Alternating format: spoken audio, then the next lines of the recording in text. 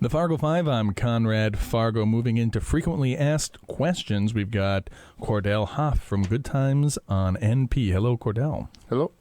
So the Fargo Five is very, very popular show. So we get so much emails.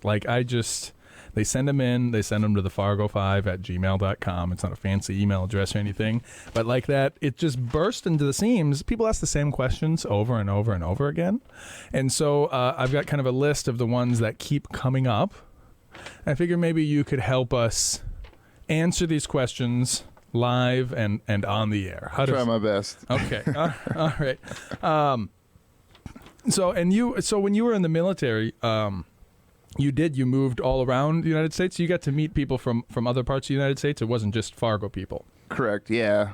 Okay. Yep. So this might be actually a really good question for you, is whether or not Fargo people are actually friendly. Is it a Midwest thing, or are people just kind of people? Like, does it matter where you're from, or? No, I would say everywhere I've gone, and even Fargo to Sacramento, there's super friendly people everywhere. Just how you present yourself to them, that's been huge. And meeting people that you've never met before, just sitting down, want to talk to somebody, I've had people also tell me, like, why are you talking to me? Like, okay, sorry. I think you get that in Fargo too. So you don't think that Fargo people are different in any kind of a way? I mean, just people are people no matter where you go. People are people.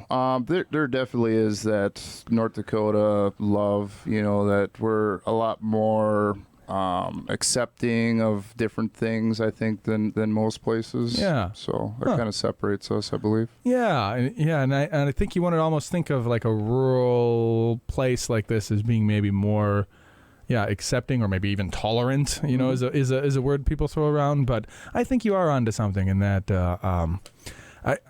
The way I describe it, and gosh, and I don't want to throw shade on my Japanese brothers and sisters who I love very much, but we're very accommodating. Absolutely. We're very and that's something I like.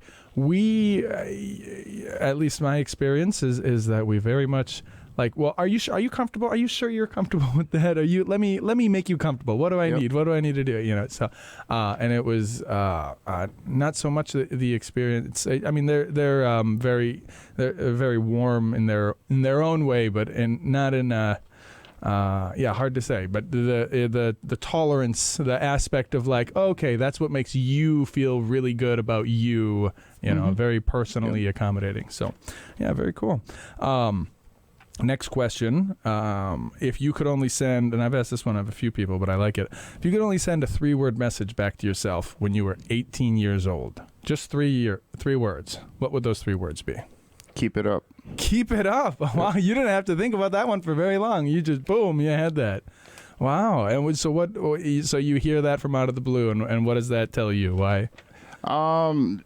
Just a lot of ways I've motivated myself to keep pushing through, even though people would say, oh, that's a dumb idea, or that'll never work, or you're gonna break us, and no, it's like, okay, just hold this and watch me do it. Yeah, watch me do it. Wow. And that's I was gonna tell you when we were in between, I said I'll say it on the air. That actually segues really good. Stand-up comedy is a lot like that. Right? Like, you just got to get out there and just keep doing it and keep doing it. And I've, I listen to a lot of podcasts. You listen to a lot of podcasts. Yep. A lot of podcasters are comedians, I feel like.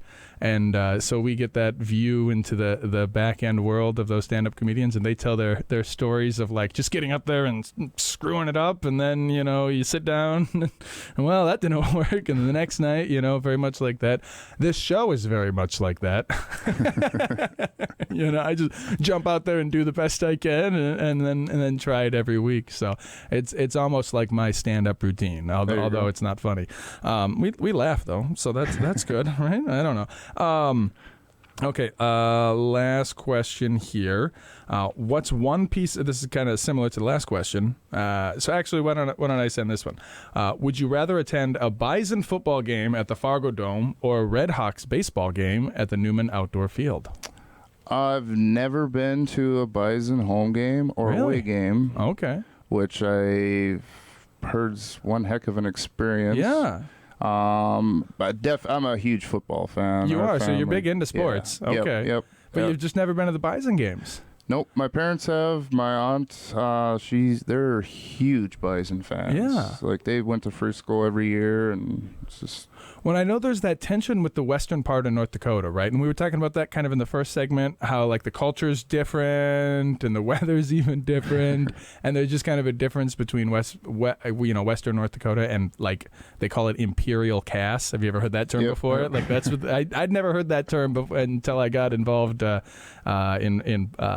a political action committee, and they were talking about Imperial Cass this one, and I'm like, what? Never heard that before. But what's the feel out west of the Bison? Is there some kind of pride because, hey, North Dakota, or is it like Fargo? Absolutely. Okay. Green so they and love gold 'em. everywhere out there. Okay, even out west. So it's almost like the state. Minnesota's got the Vikings, we got the Bison, right? Might as well change it to the mascot. Yeah. All right. Well, that is all the frequently asked questions we have time for. We're going to go into our last segment, which is Fargo favorites, right after this intermission. So don't go nowhere.